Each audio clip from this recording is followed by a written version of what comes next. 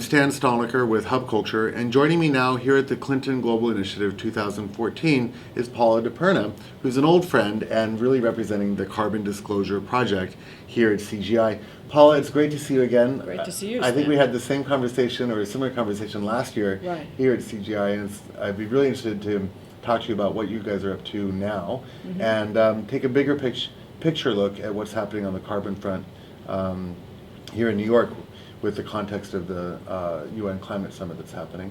So first of all, as we start off, what's happening with CDP? Well, CDP is really growing and has really bitten off an awful lot, and it's all great. I mean, they're expanding. You know, CDP gets the data from public companies about their environmental risk management, and we start out with just carbon, then we move to water risk management, then to deforestation risks, and now we're going to be moving into marine commodities. So basically, CDP is going to become a piece of environmental infrastructure that anybody can use to find out what companies are actually telling their investors about how they're managing their environmental risks. And people don't realize the extent to which it's like a train. You know, the train of high carbon is coming down the railroad track, and it's going to hit a signal pretty soon. And the signal is investors don't want that train going that way anymore. They're going to want it to go off on a different siding, and that siding is low carbon. Now, what's going to move that train from the high carbon track to the low carbon track is going to be investors.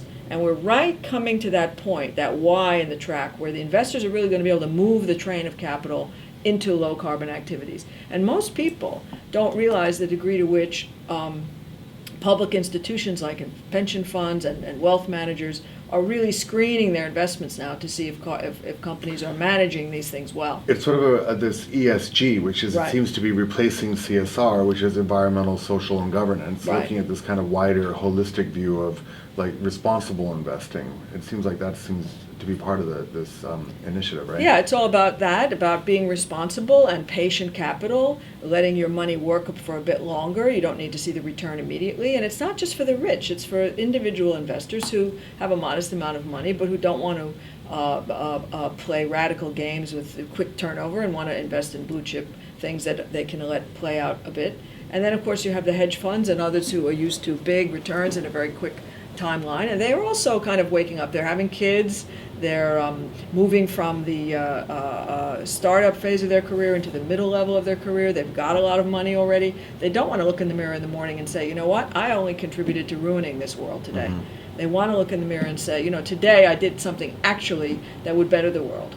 So I'd love to talk a little bit about how you kind of price this, and I guess leading into that would be a question about, for these kind of four sectors that CDP has identified, are you guys able to assign some level of pricing or some level of value to these different commodity sets? And are you, relative to the disclosure of the amount of carbon that's being used or the consumption side of it, is that happening, or is there still something that's missing in terms of being able to actually develop reliable pricing for carbon? Right. Well, pricing on carbon pricing is really moving ahead. There are many, many companies that are already using a carbon price internally, which means that for every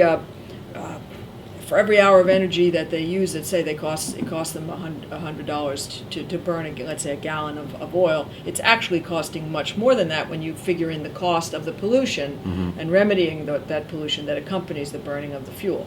So carbon pricing is coming into its own. As you know, cap and trade, Richard Sanders, CCX, we started that many, many years ago. It was actually started in 1972, invented in the United States. Here we are in 2014, and we're still arguing about whether it works or doesn't work. It absolutely works.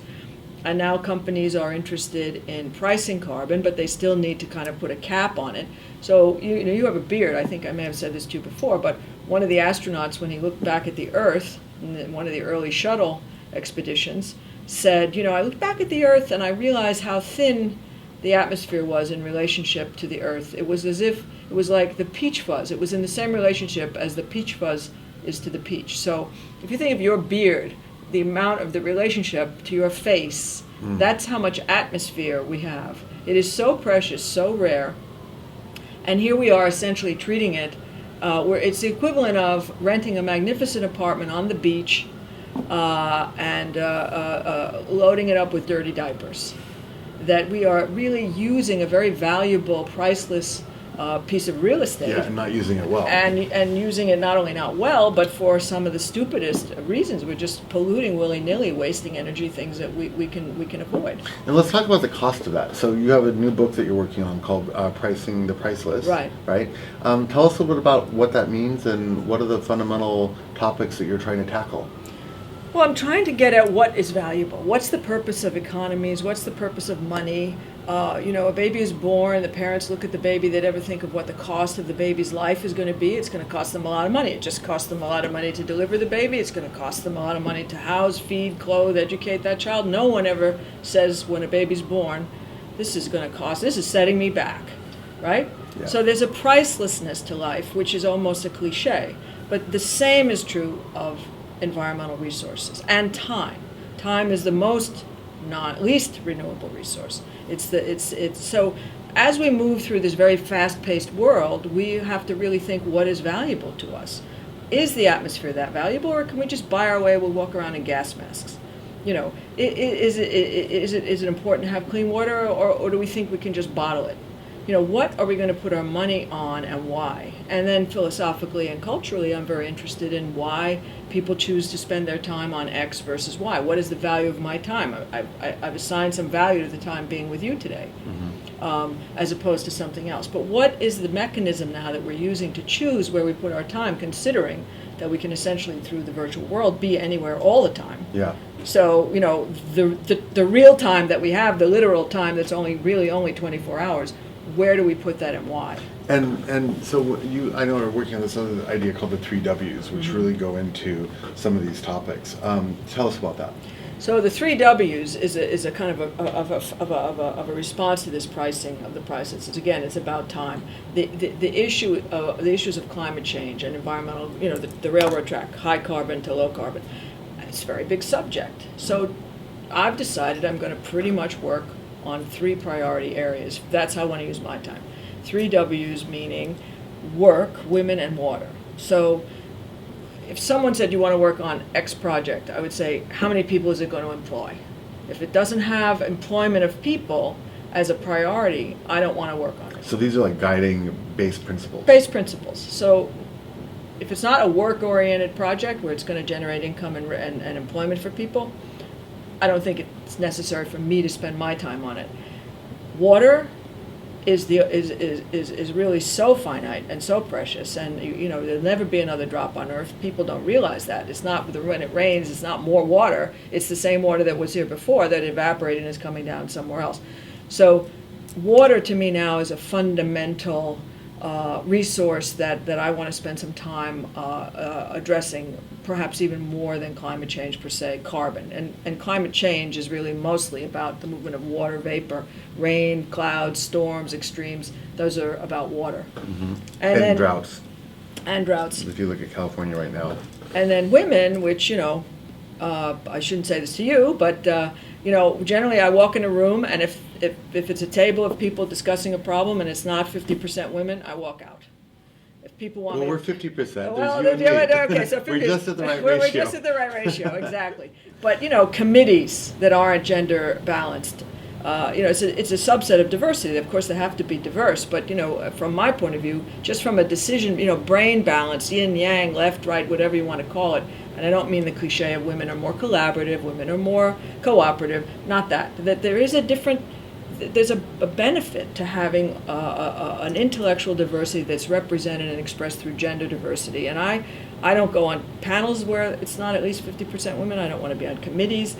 And I would argue that anything that's not 50% women is not going to work. It's going to fail. It's going to be counterproductive or redundant. So I'm curious, before we wrap up here, and we're going to wrap up here in a second, but where is the Venn, so to speak, diagram intersecting for all 3 of those things? Like, have you found anything that's addressing? I think that's a good question. And tackling all 3? All 3, everybody seems to be tackling all 3. The low carbon economy wants to tackle all 3 and keeps trying to integrate them. Mm-hmm. So there is that center in the Venn diagram. But I think to actually implement that kind of convergence in your own life, you have to break it apart again. You have to sort of, it's very rare that you're going to find the project that warrants your time that you can really contribute to that hits all three. But maybe you could layer one of those components into it? You could layer one into it, and that's what I try to do. I try to like worm my way into shifting things. Mm-hmm. But it's not that there's a lack of things to do. There's tons of things to do. But then it's also a question of, is my time worth it to the people involved? Are my contributions really worth it as well? So it's like a two-way street. Yeah. So let me ask you a final question. We all know that we're heading towards Paris and, some vague attempt at a global deal again. Right. What do you see happening over the next sort of 9 months as we get to next summer, sort of between here and there? And do you have much optimism about any real progress, especially with regard to carbon? Well, I hate to reveal my age, but I was in the room in 1992 at the Rio conference when George Bush and every other head of state signed that convention. And we filmed it. I was with Jacques Cousteau at the time. I remember hearing the pen go across the paper. So I have every reason to be pessimistic. We've spent 25 years. We're going to COP21. All of us, including me, should be somewhat ashamed of how much time we wasted. So I have a right to be pessimistic. However, I'm not. I definitely think that again, for the reasons that I mentioned earlier, the issue has broken through. People have changed their minds. The naysayers have moved along. Mm-hmm. People who were in business and very, very cold-minded about it before are now saying it's the greatest economic risk in the world. So we've had a tremendous shift, unfortunately, due to extreme weather events. It's not because people believe the science any more or less. It's because you've had these disasters. They can see it in front of their face. They can see it in front of their face. And so I'm very positive about the chances of getting an agreement. Now, between now and what's an agreement? It's got to be some form of a global agreement to reduce emissions below a certain level, more in the industrialized world, less in the under-industrialized world. So you have to have a kind of a calibration and a tapestry approach. But globally, everybody has to agree emissions must come down. Mm-hmm. So I think we'll have a handshake. The Chinese will agree to reduce their emissions below a certain level. They'll cap them on an intensity basis. They've already announced a national carbon market. Yep. If you could get a handshake between China, India, Brazil, and the United States and the EU, that's basically the 5 elements you need to create a global carbon market. They could all be linked. You could have regional pricing. That's what Richard used to talk about, Richard Sandor. So I think the carbon market will have to emerge as a response to the call for pricing carbon. Yeah. You'll need an umbrella framework, and it's all going to come down to probably 20 to 100 people who have to like each other so much and believe so much in getting this done that they do not leave the room until everybody has bought in. Well, I was And going to it's say doable. to close this up that it's not if, but how. But thinking that you got 100 people who have to like each other that much, maybe we're still at if. I don't know. Well, maybe it doesn't have to be 100, but there's 100 decision makers Yeah. who are going to make decisions Yeah. on this, not too many more. Yeah. And that's not that many people.